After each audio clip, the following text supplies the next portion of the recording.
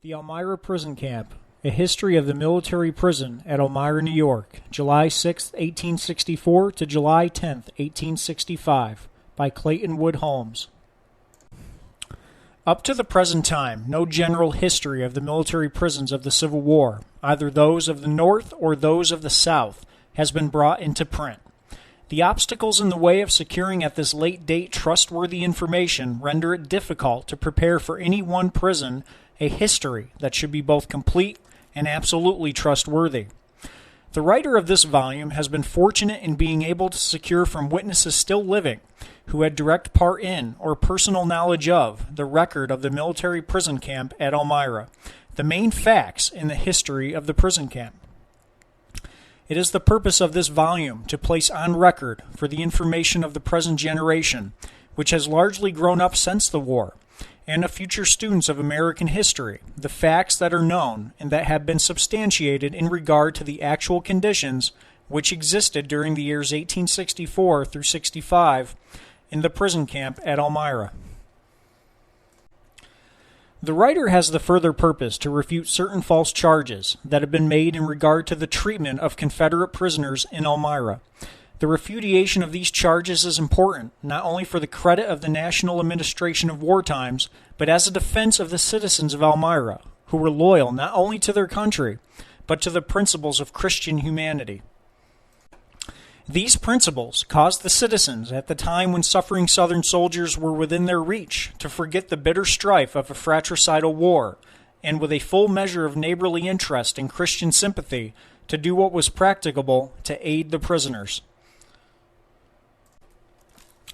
It is not attempted to deny that during the winter in question there was physical suffering. This was caused chiefly by the severity of the climate, to which should be added, in the case of many of the weaker prisoners, the agony from homesickness.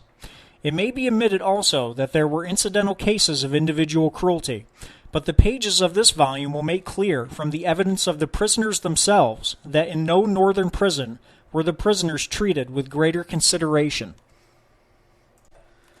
The records also make clear that such hardships and privations as were encountered were due to exceptional climatic conditions and to certain causes, the responsibility for which did not rest with the officers in charge of the prison or with the citizens of Elmira. The strongest evidence produced in support of the good character and wise administration of the officers in charge and of their treatment of the prisoners comes from the Confederates themselves. Their words of appreciation would bring comfort to loyal officers if they were still living, who, while they found themselves in strong sympathy with their prisoners, were powerless to do more than the instructions and the conditions permitted. An important chapter in the history is that given to the army of the dead, which lies sleeping in our beautiful Woodlawn National Cemetery, and whose relatives and friends in the far South may find comfort in the information presented in our narrative. The statements presented in this volume are based upon facts which have been substantiated by personal knowledge and confirmed by the signed statements of living residents or by the official records now on file in the War Department. The author desires to acknowledge his indebtedness to the Elmira Advertiser Association, through whose courtesy a complete file of the Daily Advertiser, as published during the existence of the prison camp, has been made accessible. It is, in fact, this file that has supplied the framework of the history. The author also makes his acknowledgments to the survivors among the officers and other veterans who served as guards, and to many citizens of Elmira who had personal knowledge of the events referred to. He further extends his thanks to the authorities of the Steele Memorial Library for many courtesies and to Mr. Thaddeus C. Moore of Wellsville for the loan of original documents. Finally, he expresses his cordial gratitude to the Confederate veterans who placed in his hands the record of their personal experiences as prisoners in the camp. Thanks are particularly due to Mr. Barry Benson of Augusta, Georgia, who wrote the thrilling story of the tunnel escape. It is this general cooperation that has rendered possible the shaping for permanent preservation this record of the Elmira Prison Camp. The Elmira Prison Camp, Chapter 1, General Prison Conditions. Why it is that no official or accurate history of any prison camp, north or south, has been written cannot readily be explained. It is quite certain that no history of the Elmira Prison Camp would have ever been attempted except from a patriotic desire to place on record, before it was forever too late, personal evidence and unwritten history concerning an entirely neglected subject which played an important part in the Civil War. Major J. Langdon Ward, commander of the New York Commandery of the Military Order of the Loyal Legion of the United States, felt that it was the duty of the commandery to secure a true account of the military prison which had existed in the state, not only for the credit of the commandery and the state itself, but with the hope that it might forever set at rest any doubt as to the falsity of the charges made against this camp. With such an idea in mind, Major Ward in May 1911 asked the author, as a member of the commandery, to undertake the preparation of a paper to be read before the commandery February 7, 1912, concerning the Elmira Prison Camp. With the same spirit of loyalty, the assignment was accepted, and the task of securing the necessary information undertaken. As the work progressed, the summit assumed such large proportions that sufficient information was secured to fill a volume, and too much to present in the proposed paper. Then the idea dawned upon the author that as a lifelong resident of Elmira and a witness of some of the events, no greater monument might be left to his memory than a printed book containing the mass of information which otherwise was likely to pass into oblivion. Herewith is presented the result of his research, and as creditable a history as his personal ability and the limited time at his disposal render possible. It has been a work of love for the home and the city where so many happy years have been spent, for the introduction of a well-deserved tribute to two of the noblest and most honored citizens of Elmira, and for loving mention made of others who, in life, were his companions and friends. The author craves the charitable criticism of every reader, also for his attempt to write the first prison history published, an honor which, if not merited, is a source of satisfaction and pride. Much has been written since the war on subjects connected therewith. In the main, these writings have mostly pertained to personal experiences, which have been more or less high-colored, according to the individual motives behind the pen.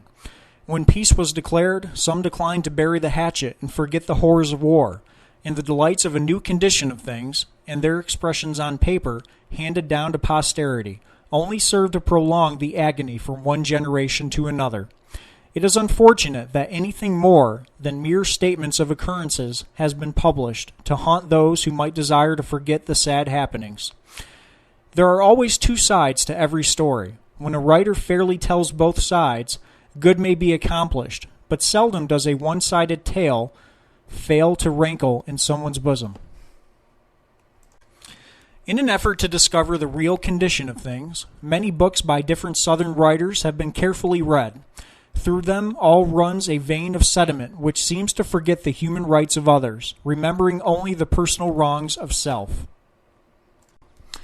There seems to be but one book which conveys any desire on the part of the writer to be charitable. This book, entitled In Invictus, was written while yet the smoke of battle hovered in the sky, and the whole story of defeat was still smarting. It rings with caustic comment in one sentence, and the next breathes a sweet sentiment of forgiving charity. Evidently, the author was a gentleman of culture and education who desired to be truthful. Like the rest of us, however, his desire to be just and generous was often overpowered by personal recollections of individual occurrences, and at such times his pen ran away with his better judgment. As a whole, however, it is a most remarkable book, a masterpiece of English, which could be read by anyone with deep interest. Severe and scathing as is the language in much of his writing, one does not get so ruffled up in reading it, because through it all there crops out the high-minded broadness possessed by every well-educated brain, and the reader is not confronted with epithets of abuse. The closing paragraph of his preface expresses a thought which might well have appealed to Southern writers of later days.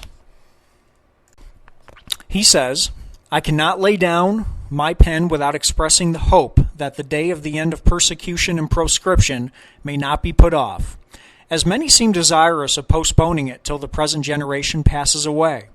It is puerile to invoke at this day the mantle of oblivion for the crimes of this war on either side, and since the facts must be known, it is well that all should be known, not only that no injustice be done, by the partial historian, but that generations to come may be warned to try every peaceful remedy for intolerable evils, much more for those which are endurable, before they plunge themselves into that epitome of all human crimes and mortal woes, which men call war. This does not seem to be the purport of later writings by others.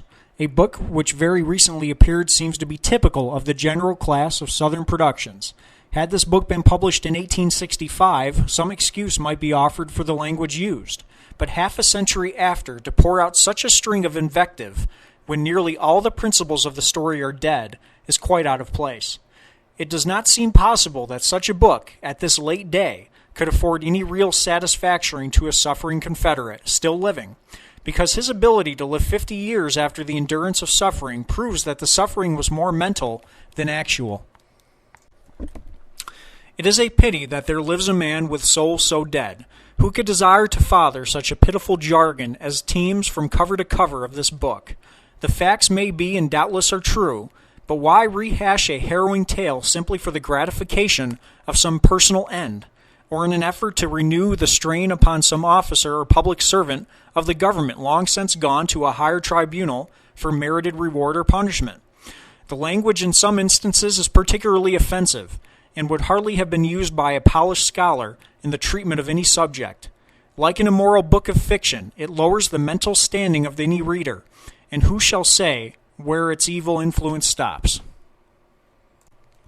There is one question which has such a direct bearing upon the entire prison history, North and South, that it deserves more than passing notice, and the opinion entertained by readers of this book upon war prison life as a whole should only be framed after a careful analysis of all the facts portrayed in this and other histories of similar scope. No attempt will be made to deny the fact that cruelty to prisoners of war did exist to a greater or lesser degree in every prison North or South, because it was the height of cruelty to keep men in prison when they might have been exchanged promptly. This we note as general cruelty, which applies to every prison, but for which those in direct command were not directly answerable. It reaches up to the general officers of the Army and the war secretaries. Official records of both sides prove that the real animus was to keep the men idle in prison so that they would not be fighting at the front. History gives very strong indications that someone in the South was responsible for a further step, founded on the assurance that the near-dead prisoners were, the less chance of their being able to take up arms again. Whether the shoulders of such as Winder and Wirz are to bear the stigma of death and suffering which accrued in Southern prisons as a personal factor, or whether those higher up planned and directed this crime against humanity, it is the purpose of the author to assert or imply. History does not seem to show clearly just where the real blame lies, when considered on the basis of general cruelty. Official records do, however, clearly outline the policy of the general officers of the U.S. government and show that Secretary of War Edwin M. Stanton did prevent the prompt exchange of prisoners, on the ground that if promptly exchanged they would go to the front again to swell the ranks of the enemy. Such a course was not approved by President Lincoln, whose tenacity to the great principles of common humanity led him to desire immediate exchange. The plan being endorsed by General Grant, who said that the men might better be in the northern prisons than shooting our soldiers in the field, and other field officers, the President was overruled by the majority, and Secretary Stanton's ideas prevailed. It may have been good war tactics, but it was clearly antagonistic to the best principles of humanity. The records show that the government did strive to treat the prisoners with humane consideration and to supply them with food and comforts, exactly like those furnished to our own soldiers. There were some general orders issued by Secretary Stanton, doubtless in a spirit of retaliation, which in every case augmented the imposed suffering of the Union prisoners in the South. It is not the purpose of this book to enter into any discussion of the facts or merits of the case, but simply to make such casual allusion to general conditions prevailing as will put the reader in possession of the proper spirit to fairly consider the Elmira Prison Camp and the treatment accorded to the unfortunate men who were confined there. The second important factor, personal cruelty, in connection with any prison camp, hangs upon the individuality of the officers in command. This may be influenced, and likely was, by climatic conditions and sectional prejudices, and goes far to explain much of the variation in the local history of the different prisons. Climatic conditions have much to do with the general nature of any man. In the North, the cold weather makes cold-blooded people, so-called. The movement of the body is slower, the actions of the mind not so rapid, perhaps, both of which tend to make the New England Yankee more deliberate, conservative, and moderate in his words and deeds. But the Puritan spirit of his forefathers instilled into his bosom a degree of sympathy and tenderness not excelled anywhere on earth.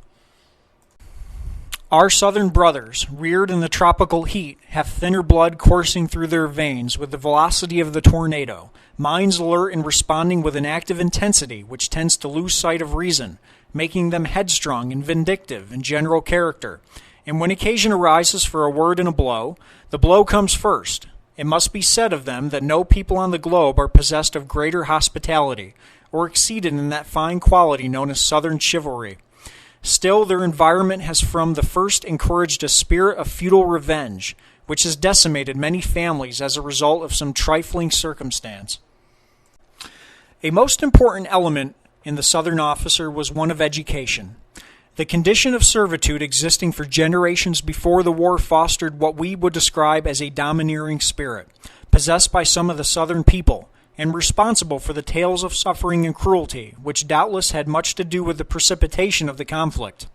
Had truth and soberness prevailed in those days of antebellum excitement, with a careful examination into actual conditions, it would have been discovered that the condition of cruelty was the exception instead of the general rule, just as it will be discovered that the horrible tales recited concerning some prison pens are not a true type of the conditions prevailing in all prisons, and this is especially true of the Elmira Prison Camp.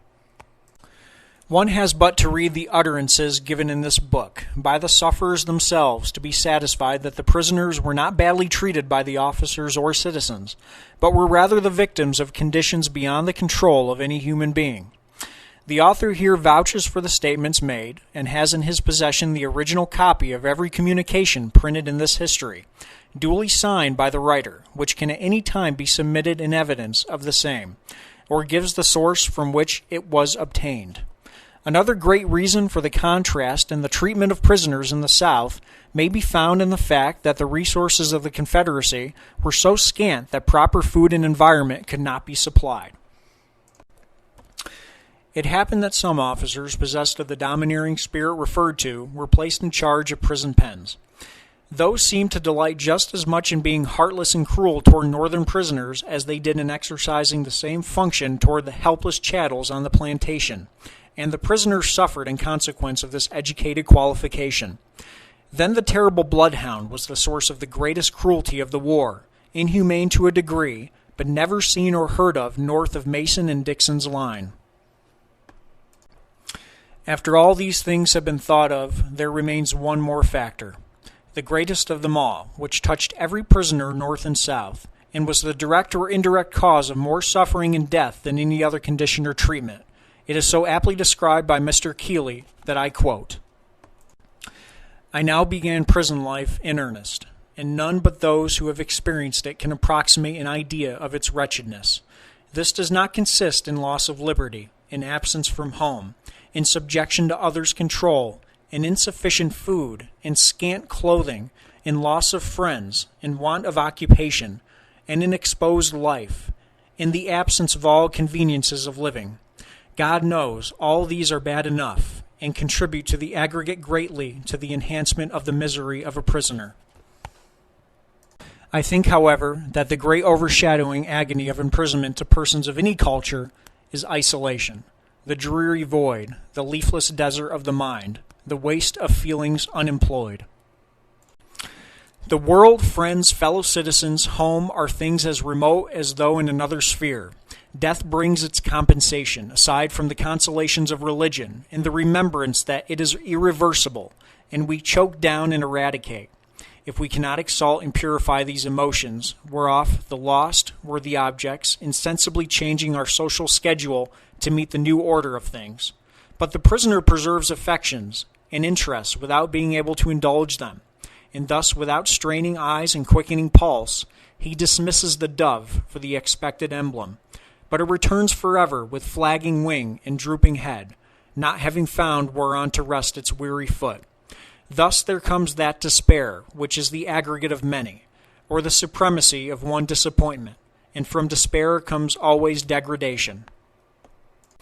Men become reckless, because hopeless, brutalized, because broken-spirited, until from disregard of the formalities of life, they become indifferent to its duties, and pass with rapid, though almost insensible steps from indecorum to vice, until a man will pick your pocket in prison who would sooner cut his own throat at home.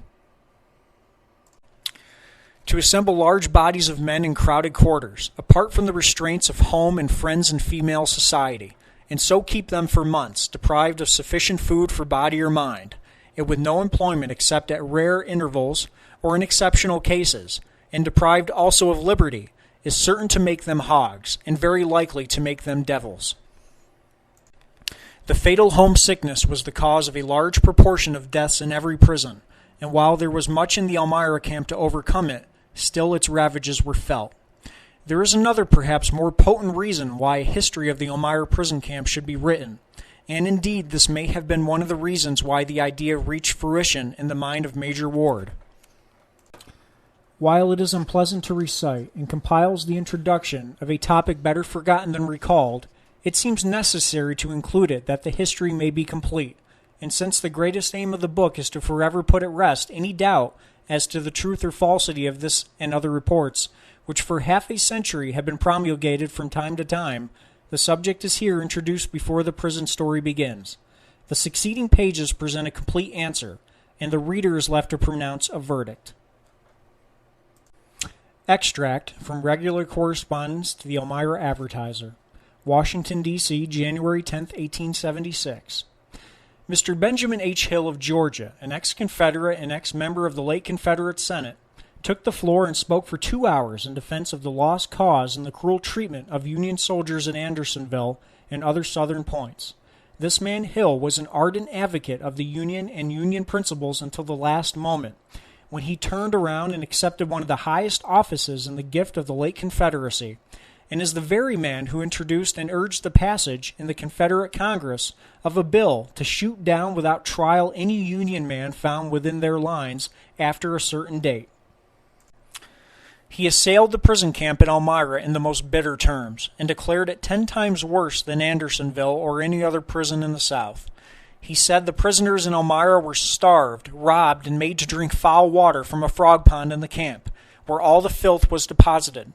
That the camp was small, and the men so closely packed in that disease and vermin nearly used up what sound men there were. He asserted that the dead were dumped in the ground uncoffined, and that hundreds were starved to death, and the sick uncared for.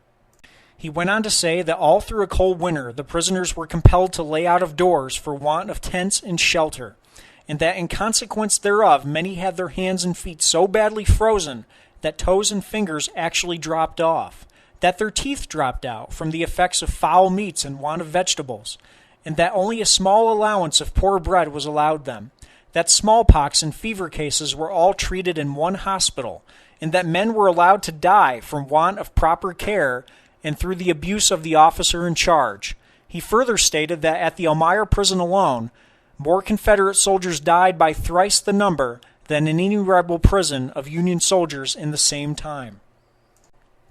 These are the statements of a being, supposed to be human, clothed in the semblance of a man, made in the sacred halls of Congress by more deserving of trial for treason than was the unfortunate Wirz or any other Confederate, for flaunting in the faces of the representatives of a reconstructed and reunited country such uncalled for insults to truth and reason. In justice to the memory of those who gave their lives for the preservation of this Union, who fought for the principles of their forefathers, the Puritans, who fled from the mother country to escape persecution and the sacrifice of their principles of religious liberty, in justice to the memory of the citizens of Elmira, whose treatment of the unfortunate Confederates, confined in the Elmira prison camp, was that of humane and Christian kindness. This book will put on a record of collection of facts, evidence given by eyewitnesses of and participants in its history, which will convey to posterity the true history of the treatment accorded prisoners of war in this camp, It will prove conclusively by the voluntary statements of the Confederate prisoners themselves that the absolute falsity of every charge made in the most rancid speech which ever polluted the halls of Congress. For this purpose, it becomes necessary to introduce some matter pertaining to Southern prisons, which otherwise it would be the desire of the author to omit. Beyond sufficient proof to refute the charges made, it is not the purpose of this history to stir up unpleasant memories or make odious comparisons. As far as possible, only a casual mention of the Southern prisons will be made. The author could tell a harrowing tale of the sufferings of a member of his own family who languished for months at Andersonville and whose afterlife was ruined by the sufferings endured there. But it would accomplish no purpose except to put this volume on a par with hundreds which have been published, so painful to read that they were better consigned to oblivion. Now that the wounds of the bleeding hearts of the mothers, wives, and sisters of those who suffered have been healed through the consignment of their bodies to Mother Earth. It seems unjust and uncharitable to hand down to posterity, yet unborn, a legacy of cruelty and suffering endured, instead of a story of love and human kindness. While the author's pen aches to show the difference between the treatment received by Confederates at the hands of the good citizens of Elmira and the faithful officers in charge, and that accorded to the Union soldiers in the South, the wish is overshadowed by a desire to present a story which shall provide comfort to the reader rather than distress. Any person who may desire to read a true story of the real thing, so far as prison life in the South is concerned, can find it in a letter written by Mr. A. D. Reynolds of Tioga, PA, and published in the Elmira Daily Advertiser of February 2, 1876, which in language plain, but not caustic, recites his personal experience of a year spent in a Southern prison.